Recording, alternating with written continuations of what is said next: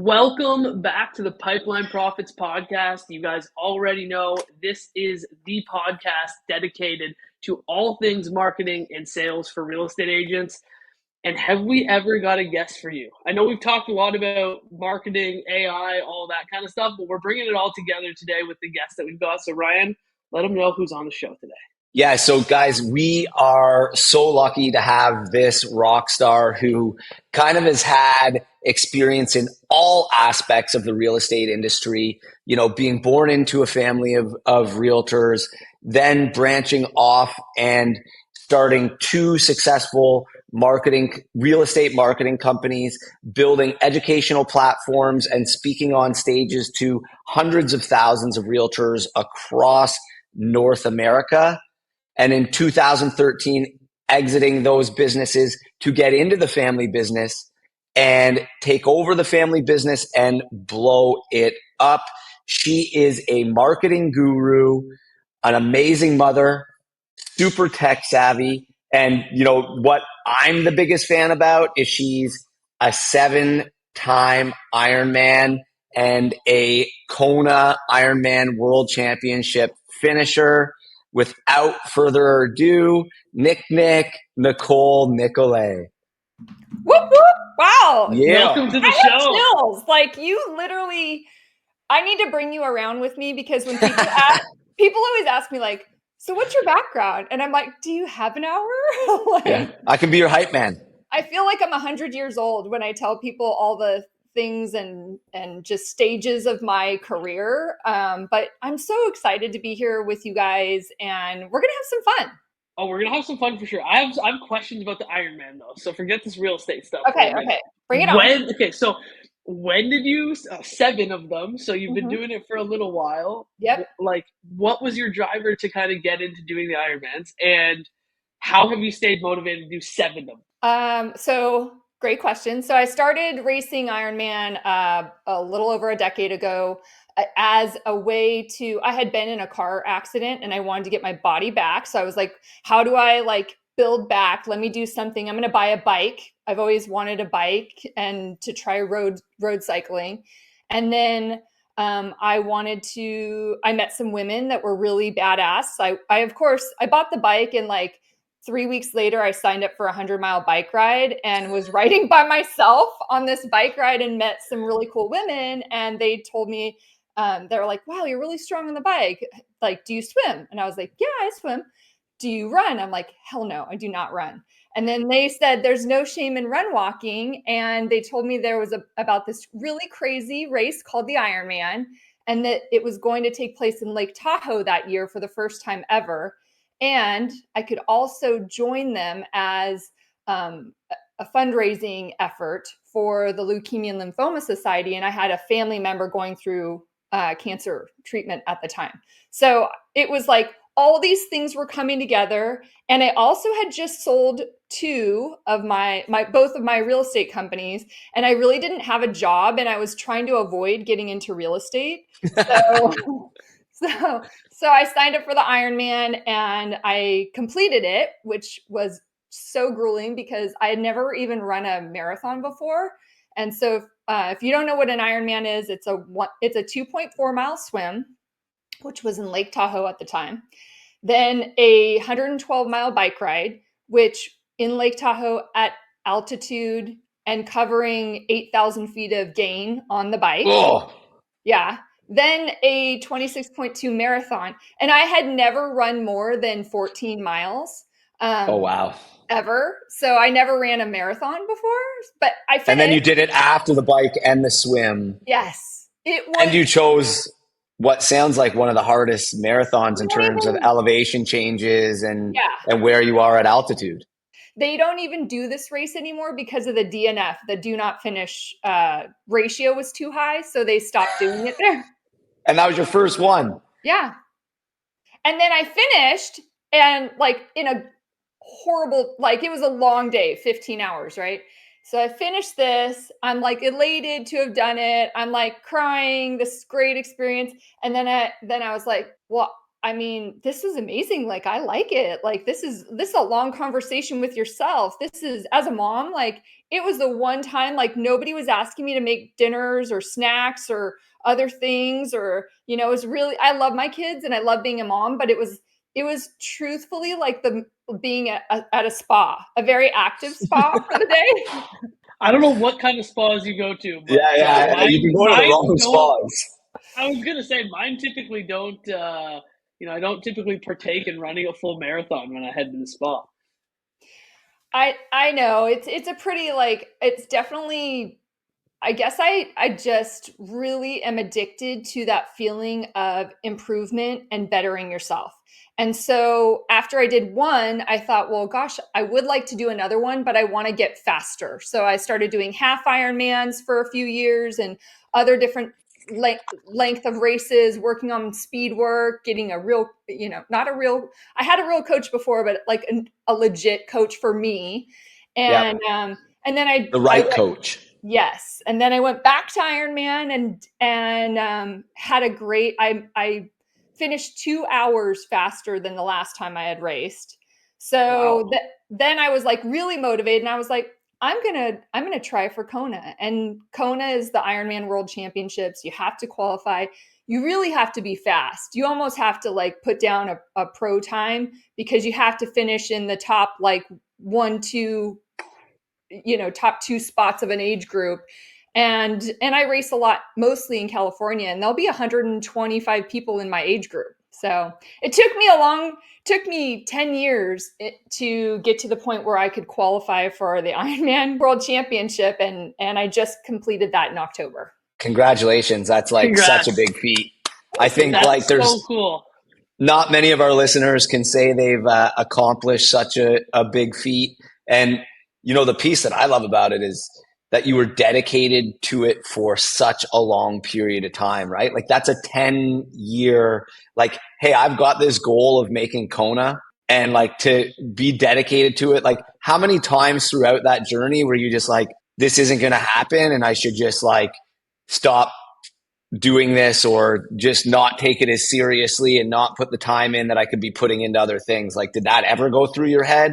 Oh, like every single day practically that I'm training, I'm like, how am I going to ever be good enough? And then like, I would just try.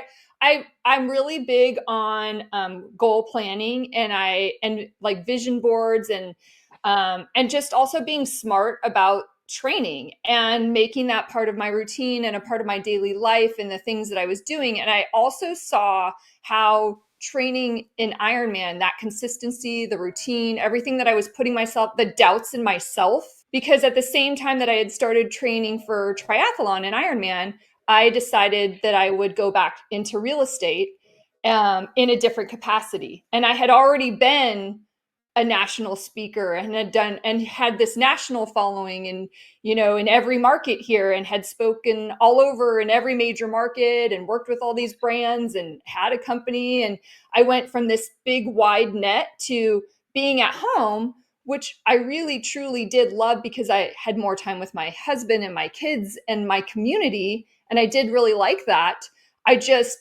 It was also kind of jarring to go from something like, I think a lot of realtors do the opposite, right? They become a realtor first, and they're like, how can I become, how can I speak at all these events and become a leader in the industry?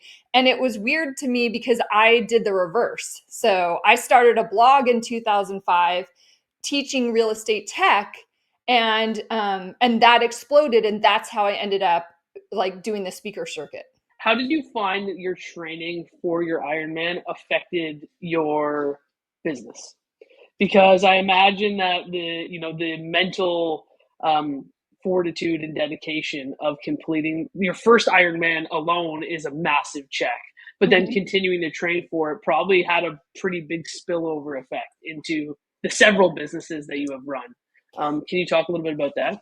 Yeah, I think the first thing that hit me hard with trying to train for Ironman and run a real estate business, because let me be clear too. Yes, my parents have been in the business or were in the business for 30 plus years. But when I joined them, the first thing they said is, gosh, we love your marketing. Can you build us a new website, do all the marketing things, do that stuff online that you do, and do all the videos. And I was like, yeah, okay. And then like, and also go find your own business. So they like didn't hand me anything. I didn't have, they were there to mentor me, but they were not there to hand me leads or people to work with. Occasionally I'd get to work with them on a deal or something as a learning experience, but I'm the one that had to go out and, I worked open houses every single weekend for an entire year my first year, just to get out in the community. And so and I was training for, basically my first Ironman. So I was literally getting up every weekend, going out, riding my bike 50 miles or running a half marathon, coming back, shoving a bunch of food in my mouth, and then going out and hosting, open houses from 1 to 4. And then coming home, cooking dinner for my family, following up. Like it's a grueling schedule, but it forced me to have a new routine that I didn't have in the past, because before I was an entrepreneur and things were like kind of all over the place. I'd go and travel for a few days, I'd come home. So training was a lot, but it also focused my focus. It helped me really find the routine that worked best for me. But at the same time, it made me insane because I felt guilty about like taking the time to train. And I had to talk to other like top producing realtors and be like, I'm scared to say no to this, and I'm scared to say no to that, because if I say no, then what if I miss that opportunity? And then then my family doesn't get a paycheck, and but I'm out riding my bike for 50 miles, like, and I think a lot of people would look at it and say, wow, that's so easy. I want to be a realtor too. She goes out and rides her bike and does this and does that. It must be so easy to be a mom and train and do all these things. And I'm like, hell no, it's not. It is not. It takes a lot of drive. So you had already built two, very successful businesses, and, had become this leader within the real estate industry, and a nationwide speaker and educator and trainer. Do you think you getting into the Ironman, did that make you more strategic in terms of goal setting, building out plans and actioning plans and being very strategic in growing your real estate business that you didn't have in the other businesses, or did you already have those skill sets and bring them into the Ironman and real estate?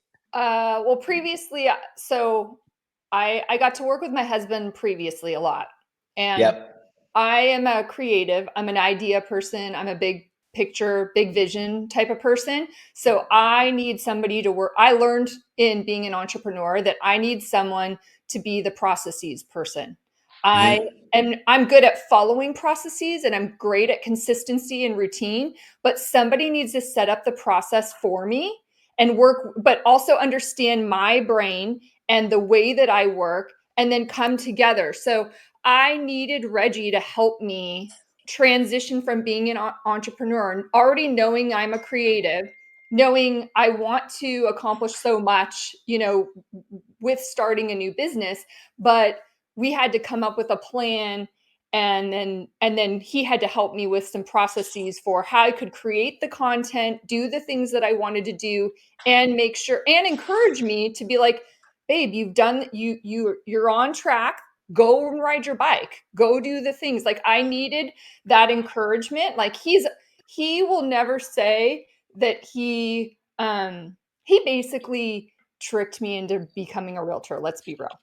And he knew I would be good at it, but I didn't even know I would be good at it. And so if he were on this, he would joke with us all that he knew exactly what he was doing when he was like, why don't you just work with your parents? Like, why don't you just, he knew I would take that to the nth degree and go off and do my own thing. So, but to answer your question, yes, I think I'm actually better now than being an entrepreneur at scheduling, processes, having a goal, sticking to a plan, figuring all of that out. It's made me better because I'm trying to put so much into one day. I think the other piece that you've really gotten out of it that I brought up before is the fact that you stuck to that one goal for like 10 years, for a decade. So, like when we were I was at a conference and Alex Hormozy spoke and he talked about being in that valley of despair where you're just like putting in the work, putting in the work, putting in the work, but you can't see the peak of the mountain and where the results are.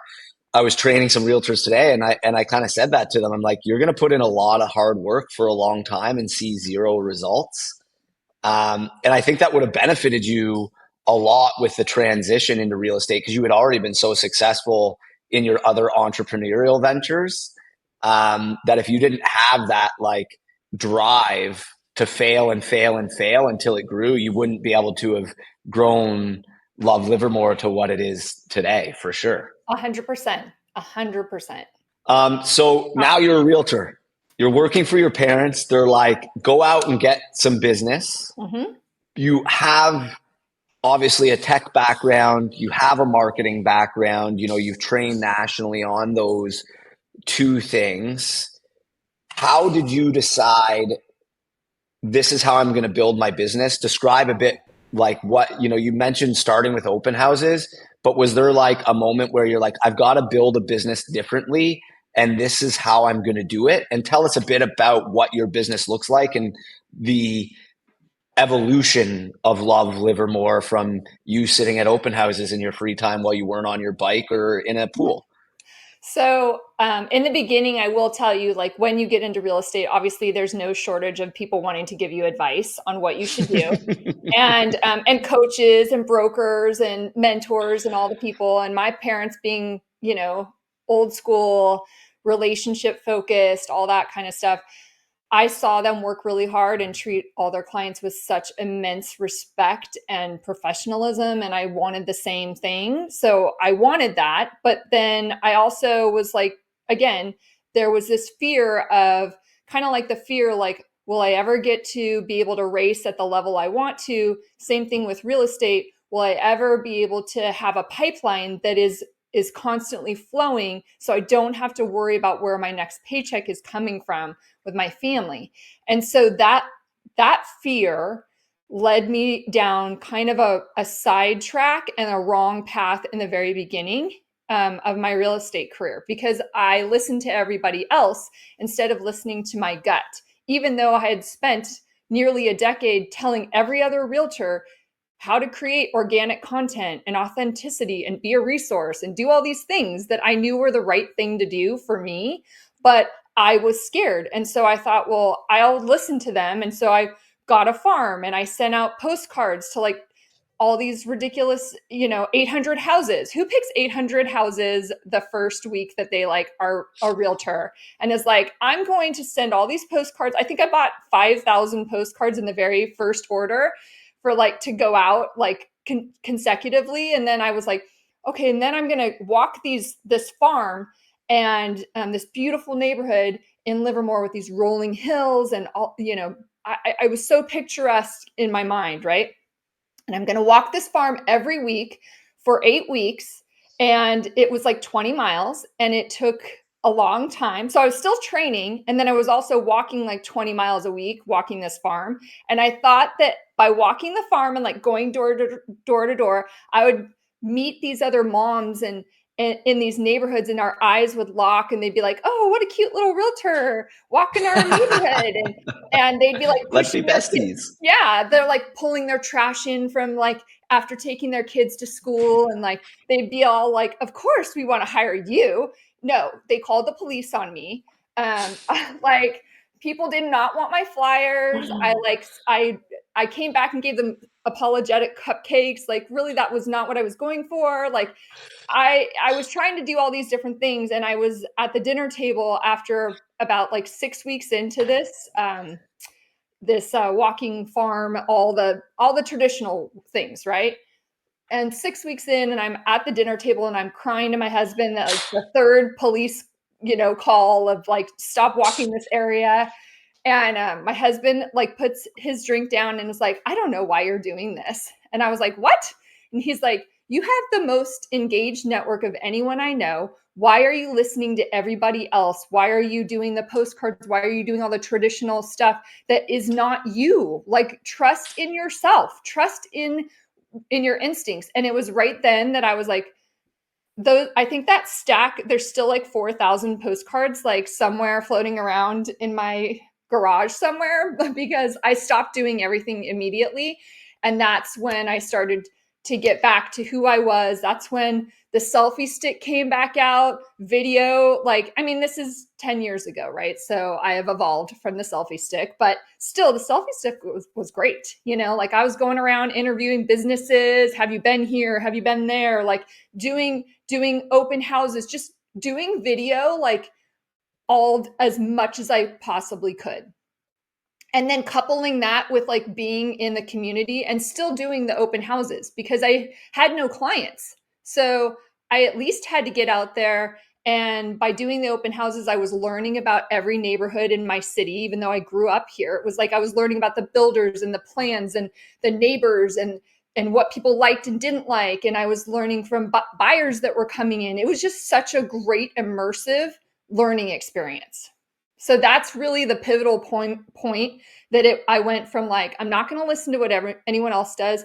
I'm going to do what I'm going to do. And that's when I started getting back into the digital media and doing, I never was really out of it, but I doubled down. You put the focus there again.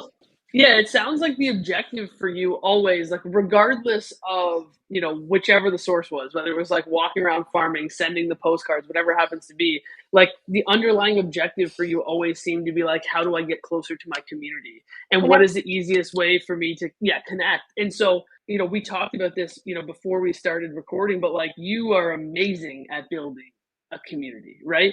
And so what was that big change for you? And it was like, was it just the medium of I was sending postcards and it looked like I was seeking their business and I figured out a different way to like build an authentic connection? Like what was that, like that trigger that changed it for you? That's a really good question. And it really was. It was the authentic. I loved being a speaker and being an entrepreneur because I was always educating realtors, and I was drawn to that medium of educating and providing help and breaking down concepts and helping people achieve and be better. And I wanted to be a resource to my local community, but I was having some difficulty figuring out like what was the best way to do that. And it was not through postcards. I felt like I was just being super salesy, and that's not me. And some people are great at being the slick salesman, and more power to them, but that just was not me at all. And I needed to figure out a way to truly build connection. And that's when Love Livermore was born. At the time, my business was growing after I had incorporated more video on the regular and was kind of doing, going out and working with businesses and spotlighting them. I had a lot of business and almost too much business, and I wanted to still be training, and I wanted to design a way for me to be a realtor full time, to make, have a really good pipeline, really feel connected and fulfilled, but also be a mom, do all the other things. So that's when I brought in a partner. Her name's Robin, and she was a gal that took my spin class, because of course I was a spin instructor at the gym and in my million jobs. And she came up to me and was going through a really hard, challenging time with her real estate transaction and asked for advice. So I told her what to do. I told her, don't dump your realtor. Here's what you need to do. And I helped her through her transaction. She ended up deciding to change. She sold her house and then decided to stay in town when she thought she was going to move away. And then I helped her buy her house. And through that experience, she learned how I worked. She's also a former teacher and principal. And so she approached me and was like, I want to be a realtor, but I only want to be a realtor with you. And so I said, well, great, because I'm about to launch this idea, something I've taught so many other people about, and I can't do it alone because it's going to seriously be like another full-time job.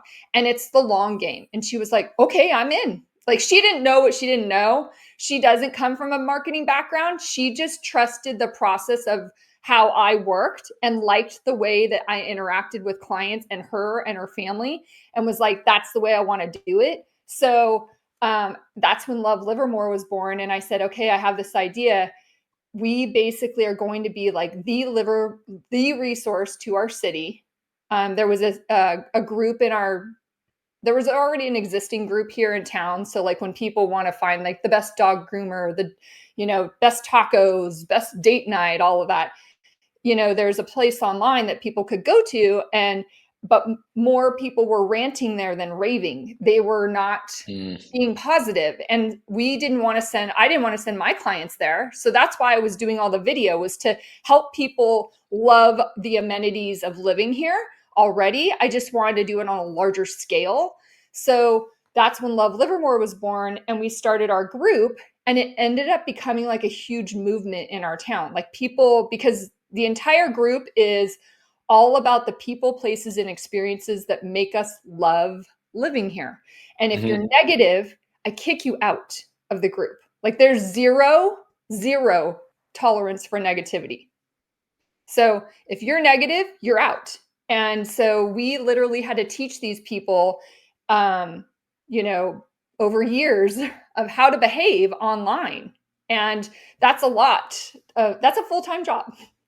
and So was this all organic, or did you do any, because it's like you came from that marketing background, right? You said blogs and all of this kind of stuff. So obviously the community, it was like, it sounds like it snowballed into something bigger maybe than you had even anticipated. But was there any paid marketing or anything behind it, or was it completely organic? Completely organic. At like the minute like that we decided on the domain name, like I was at the grocery store and on the phone with Robin, and I was like, oh my God, Love Livermore. I was like going through domain names in the produce aisle, like while I'm talking to her, and I was like, oh my God, this is available. Who the hell would who would let this go? Like this is like meant to be. So I'm like calling, and I couldn't get it, and I'm calling my husband, and I'm like, you got to get lovelivermore.com. And so we bought the domain. We have we built everything ourselves, from the website to the brand. The branding is like my jam. Like I love storytelling, I love branding. So I kind of started there and then built that part. And then once we had the logo, the theme, the taglines, the idea, the whole premise behind it, that's when everything else just fell into place. So we started our group on Facebook, which has 17,000 people in it now, and is just a huge resource. We have an Instagram with thousands of people on it. We have a YouTube channel. We have lovelivermore.com, which expands beyond just the community. And then we have live events, and then we do bi-monthly Love Livermore bucket lists, so videos highlighting businesses, cool things to do. We have Livermore Inspiration, where we interview cool people in our town. We do all of this though. We record it. We have all the equipment. We do the editing. We do the producing. I'm writing the scripts. Like that, we do it all. We're an in-house marketing shop. So this also makes Robin nervous, because she'll see other people over the years try to copy. And I'm like, honey, they're not going to copy us. They can't produce the content, that amount of content, because of the background that I have. So, they'll try, but it's a big undertaking. Like it's a lot of work.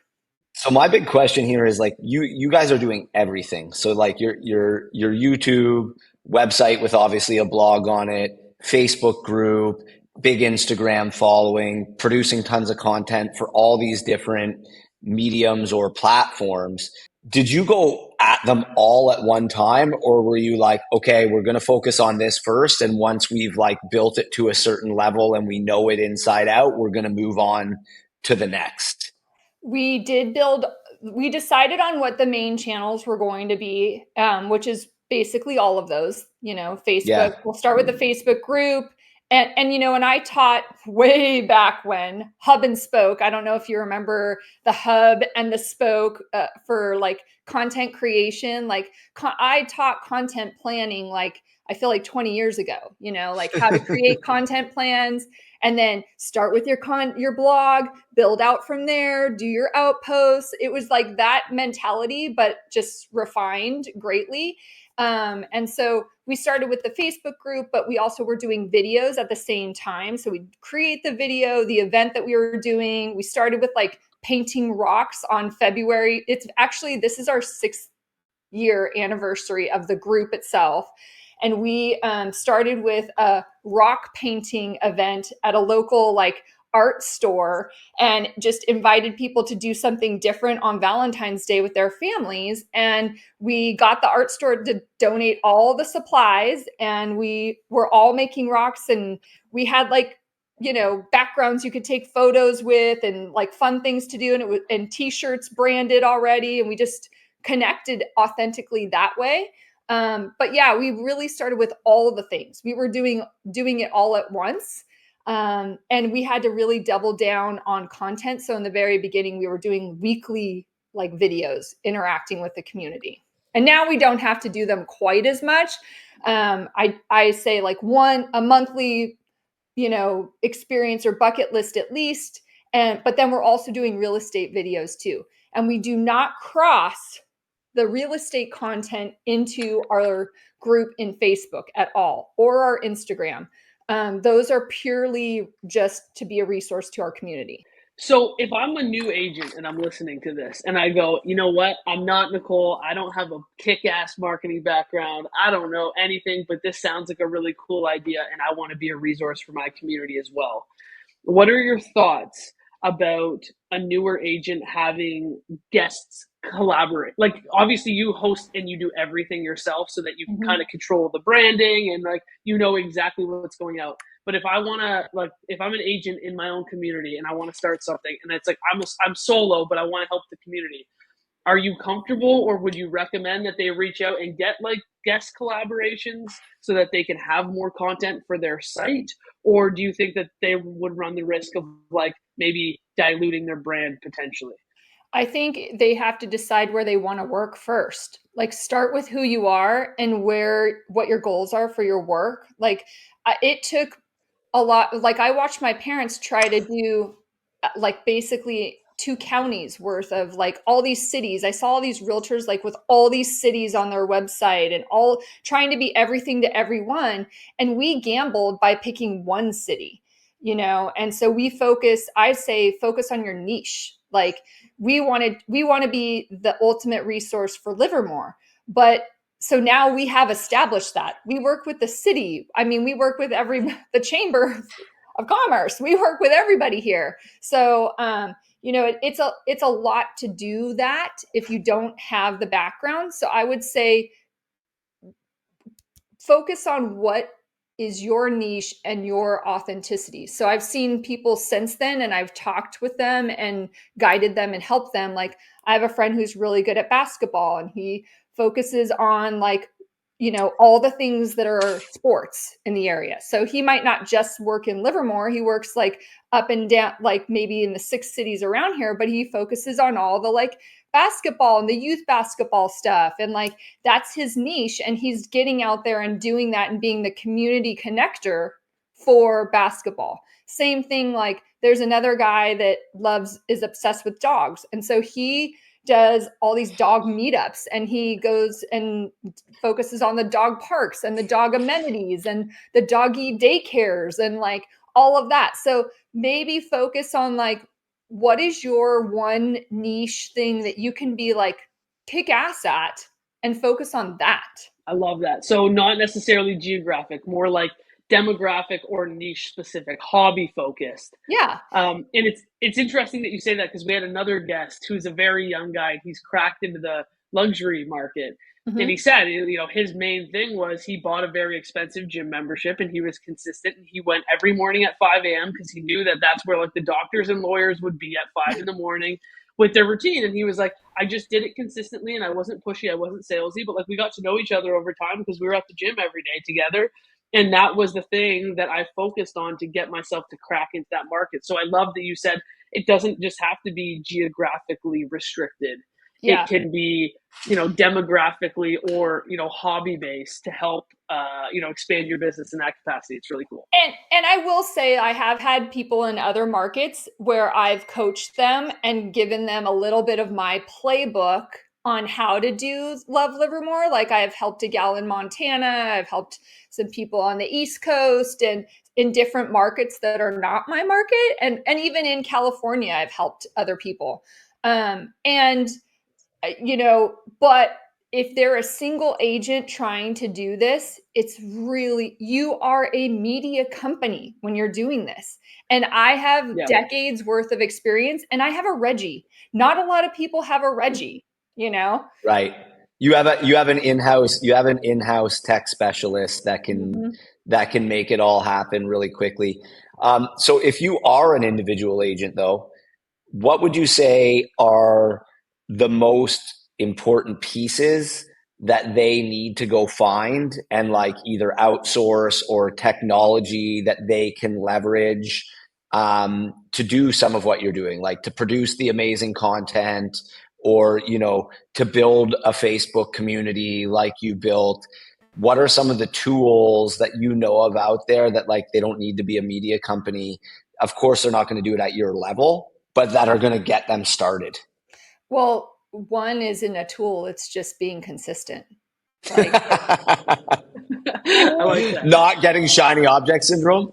Yeah, because like I worked in tech forever. So like I had shiny object syndrome myself. I'd be like, whoa, look at that. Whoa, this new tool will do this for me. And I just come back to the fact that I have a story to tell and I want to tell that story consistently. And so those are the things that work for me, but everybody is different. And so you have to look within yourself and start with like, who am I? What am I good at? What goal am I trying to achieve? And then know what medium that you can express yourself clearly and consistently on. So what medium is that going to be? Is it going to be TikTok for you? Is it going to be, Instagram? Maybe it's Threads, whatever, video. For me, I think if you're a new realtor, you definitely have to look into video in some way, shape, or form. And you pick the tool that's easy for you to use. There's a lot of fancy editing apps and things like that out there, but I don't think you necessarily need all of that.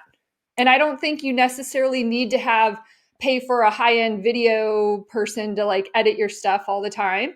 But I definitely think you could use, create some evergreen video, but on the regular, you need to just be creating content and talking to people, getting in front of people. So how are you going to get in front of people and create connections on a daily basis? And you pick your 3 buckets, whatever they are. Maybe one of them is video, maybe one of them is in-person events, maybe one of them is email. Honestly, email is bomb. Email is seriously never going to go away. And I freaking love it. I'm on my 252nd consecutive email newsletter that I've sent. And every week on every Saturday. And it's still amazing. So just pick 3 ways that you can get in front of people. Stop overthinking what tool you're going to need, because the tools are going to always change and evolve. You have to figure out the median. So find out what that is. That's great advice. I love the consistency, and I love just, and it's once again going back to your Ironman training, right? You're like, this is how I'm going to do it, and I'm going to work at it until it works, knowing and having the confidence that with that time put in, it will eventually work.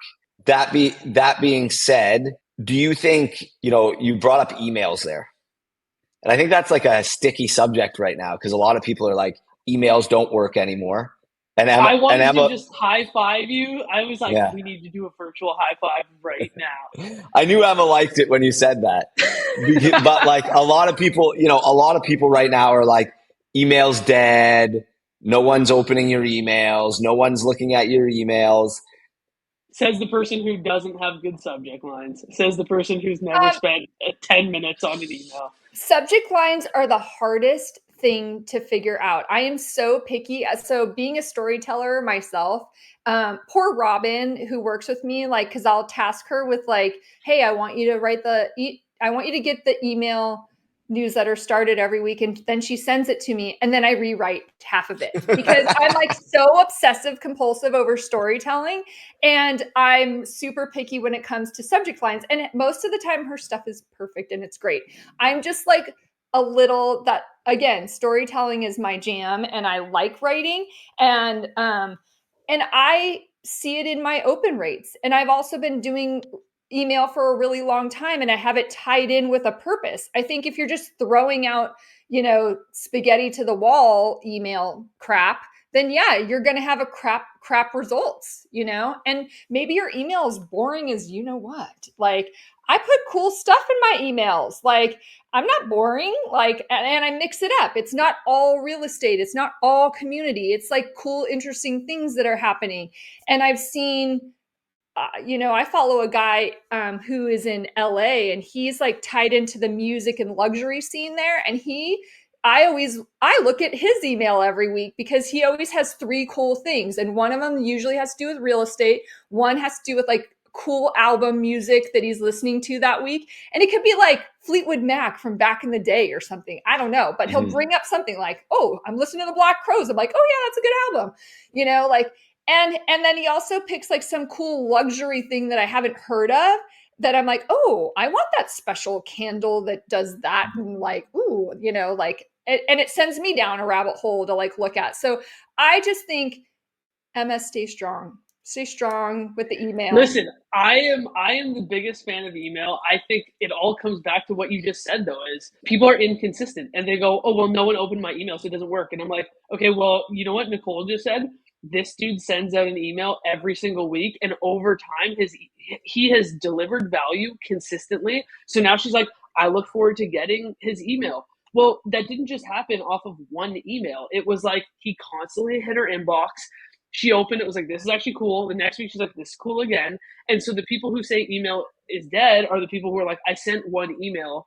It had a crappy subject line. No one opened it. No one took any action as a result of it. And I'm like, because honestly, your skill sets probably aren't that good, and that's okay, but you have to continue to practice and deliver value over time, and then it'll start working. It's the same thing. It's the same thing. Sorry, Ryan, for Instagram and Face. People have crap posts that they put up and they only get like 20 likes. And then they'll have posts they put up that get 300 likes. So it's the same thing. You just have to be consistent, and you can obviously see what works or what engages people most, and you can sometimes make predictions on that. But then there's sometimes where I'm like, why didn't people love that more? That was so interesting. And then other times I'm like, well, that was the lamest post and everyone loves it. Like that's why consistency is king of all the tools and all the shiny objects. You just have to keep going. And right now we have one of the most talked about emerging technologies here to stay forever. Who knows what's going to go on with it? But AI makes, storytelling even more, accessible to those people that are not the best at maybe wordsmithing. And I will admit that I was AI, like I poo-pooed AI in the very beginning as a creator. Fear. No, you know what it was? Is like, I was like, I'm a good writer. Like, screw these people. They're going to get on here and they're going to use AI and they're going to be so creative and like put these fake posts out that's not really them and who they are. And it made me feel like gross. Like, I just didn't like it.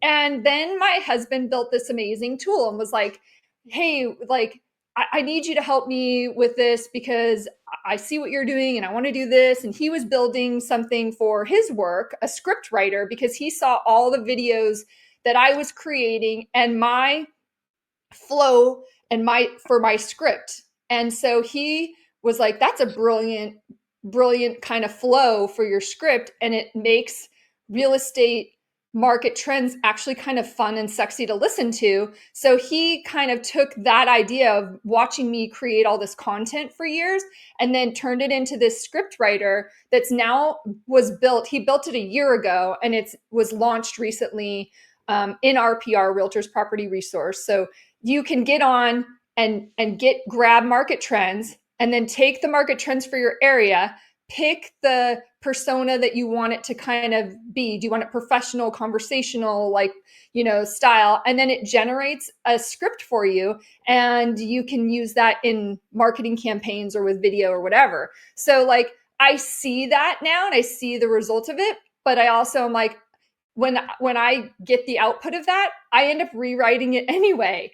But so it's just a new, what I've understood in learning and not being afraid of it is how I can actually level up from where I'm at as a writer, as a marketer, as somebody who has great ideas and wants to get them out more and not be the super uber perfectionist that I am all the time, and like get out there and get more stuff created versus not create it and sit on the ideas. Yeah, I love it. And I think that when it comes to AI, there's a lot of people that kind of have the same mentality. It's like, oh, well, it's not me. This isn't me. I didn't create it. It seems fake, kind of thing, right? But the way that you described it, I think once people actually get into AI, because I've obsessively studied AI, I think over the last like probably about a year, right? And what I realized was actually it was another podcast guest, Andrew Perry, who mentioned the 10-80-10 rule. So taking like, we all discuss like 80-20, right? And it's like, well, how do I make the 80-20 rule the best possible? And it's like, I do the first 10, somebody else does 80, and then I finish the last 10. Because otherwise, if you get somebody to do 80 and then you're 20, you're like, what the hell is this? Yeah. Right? And I think that's what AI is people just take it too literal. Like, I'm just going to take the output and post it. And it's like, no, you need to invest the first 10 on training it, get it to do the 80, and then you refine the last 10 and you can get much more output. 1,000% yes. It is your best. It's the new way. I think of it as word processing. So this is how word processing, has evolved. And I also see it as a great benefit even in education because my daughter has dyslexia and I know how challenging writing things are for her. And so it's opened up a door for us to help her with becoming a writer and actually liking writing in some way, shape, or form, because now she doesn't have to start with what she thinks is, crap, and she can actually create something of real value and feel more confident. And I think that, that's a good thing. Was it Reggie that like gave you that mindset shift from, oh, I'm afraid of AI or I hate AI or I don't want it in my space, to actually I can work with it and it can help me? Or was it like Reggie's too close to home so you couldn't listen to him and you figured it out on your own? Or how did that transpire from being like, I'm anti-AI to now you're involved in building an AI tool to support realtors and their content creation? It definitely was Reggie because he was building something, and he always is. So I'm like more of a creative, and he loves to see me play with something and how I'm going to use it. But I'm sometimes fearful of even getting started on it, and so he is an instigator. He's a tech instigator, and so he definitely was building the tool. He was obsessively talking about AI for like the last year and a half, like obsessive every day, every dinner we had. I was like, geez, fine, I'll just look at this then if you'll just shut up about it. and then I like got in there and I was like, oh, okay, well, it's not as bad as I thought. And actually, I can see like 101 ways to use this in my business. And actually, this is really exciting. And actually, I have some other ideas for this. And then it just like continually grew from there. Awesome. I love it. I like Reggie already. Haven't met him. You would love I know him. he's just been just a part of this conversation, already give them a thumbs up. Like them already. So tell us a bit more about the technology that the AI tool that you guys are working on. Tell us a bit more about that and how it can help agents, what exactly it's going to work on for them, so on and so forth. Well, it can help you solve problems. It can help you create marketing campaigns. It can help you with a video script. It can basically help you with any creation of content that you are looking, you have a goal to launch or do. And that includes obviously images. And I'll tell you a little bit about a campaign that I'm doing right now in a second. Sure.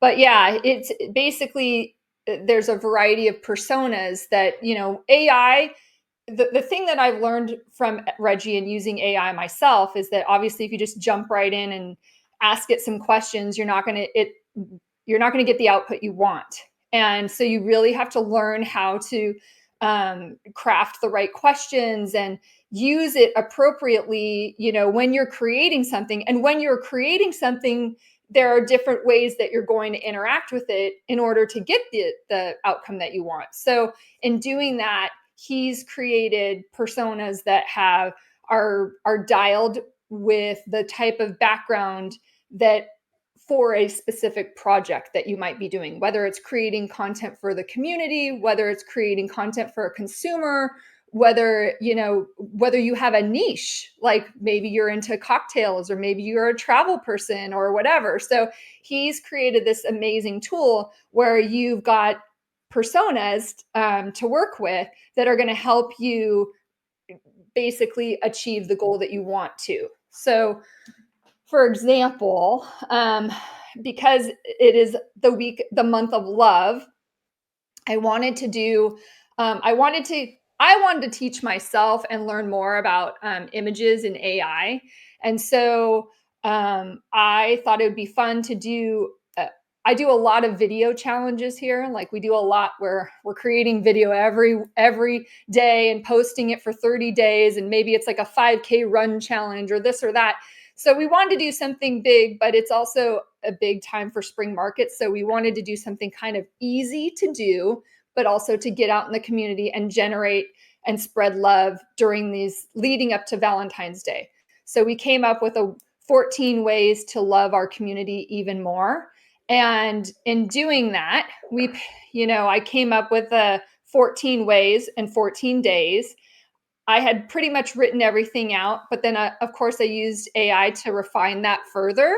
And then to go with each one of these 14 ways, like today's theme is gather. So it's like, for 14 ways, 14 days, you could, we've had support and, gosh, I can't even think of all of them right here, but I'll bring up my phone so I can remember. But we created an image to go along with that we would post in social every day. And the image basically has the Love Livermore colors, our color scheme in like woven into it and the theme woven into it so that we could share that in the community and kind of just get the word out for how we're going to spread love on a given day. And we're on day 13 right now. Amazing. Yeah. So these are What's it called? Reggie's tool.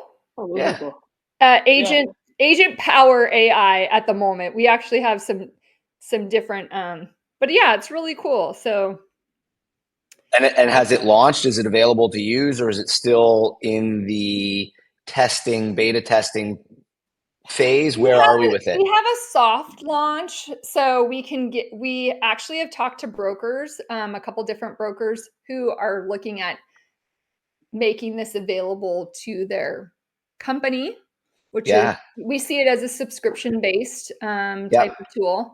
And then so whether you've got a company or you're an individual, you'll have an option. But Amazing. if somebody is interested, they can just message me and I'll hook you up. I want to ask you a question because like I'm actually just coming back from teaching about AI to a room of agents. I feel like you and I have had the opposite. I went the more traditional route with being an agent and now doing speaking. You went speaking to thousands of people. Like, forget this. I'm going to be an agent. but we were teaching on AI last week, and you said something I think is very interesting. You were like, the biggest challenge was just kind of getting started. It was like, Reggie had told you for a year about this thing, and you're like, oh, shut up about this thing. And then you're like, okay, I kind of know I should try it, but the biggest thing that is kind of scaring me is just like taking that first step. What would be the recommendation that you have? Because we're going to have agents that are listening, and it's like, everybody keeps telling me to use AI and like try something in my business, but like, I'm not tech savvy, and like, it's not for me. If you could say anything to those agents about taking that first step, what's a tip, a trick, a hack, anything to get them over that hurdle? I would say there's two ways like I would think about getting started. One is just having a conversation with AI and like just playing with it. I mean, that's always how I've started and learned about any shiny tech tool that's come along in the last 20 years is Reggie always tries to tell me how to use it and like give me some examples, and I'm like, shut up, just let me click around. And so he calls it the Nicole click around. And because I'm always like, just let me click around it. Let me click around myself. Because he'd be like, go here. He's like, can I drive? And I'm like, no, I don't want you to drive. Like this, my brain has to use this tool the way I want to use this tool. So I think, don't worry. Like, I think it's great that people are out there giving us some guidance for it. But I think until you like sit down and actually start asking AI some questions or taking something that you have written, like something like as easy as a subject line for email. Or maybe you don't even take the subject line, you take something super easy to work on would be like, we're all, selling homes, right? So you have a listing description. Why don't you take your listing description and put it into AI and say, give me 5 taglines about this home, or whatever, and provide AI with that copy of your listing and see what it spits out. And I think you'll be surprised. And vice versa. You might have a really sexy tagline and some details or features of a home. Ask AI to write you a listing description to get you started. And then see how you can make that listing description even better because you have the local market knowledge to make it even sexier. Yeah, and I agree with you. I think it's just like playing around with it, even though you're not going to get the output that you want the first time. Like it just never happens. I think people go in with these expectations of like, I'm going to get this grandiose thing, and it's like, no. You don't know how to use the tool yet. Yeah. But it's like, it's just the mindset shift that happens when you have something cool that it's like, it might not be perfect, but the mindset shift that you get, or that connectivity where it's like, all right, there's something here. There's something here. I need to dig in deeper. And it's like, you just need that one little catalyst to kind of get you hooked on realizing. And then you'll just be so hooked. Like it's so addictive because then I'll take that description and then I'll rewrite it again, and then I'll put it back in, and then I'll ask something more pointed of it. And then it becomes this like really fun reciprocal relationship. Yes, it's like having an assistant 24 hours a day for whatever task you want that is an expert. Whatever you want. It could be a listing, could be market stats, could be, maybe you need a good, how to make a really strong martini, I don't know. Like there's so many different ways you can just love on AI. And the great thing about it is it is, an assistant that, as you said, that the more time you put into it, it actually does get better. Right? It's not like our real life assistants where we dump all this time into them and train them. And then some of them do get better. And then some of them somehow get worse. Like that's the beautiful thing about AI. Put the time in, put the love into it, and it actually will get better. I mean, all of my assistants, if they haven't worked out, it was a me thing, not a them thing. But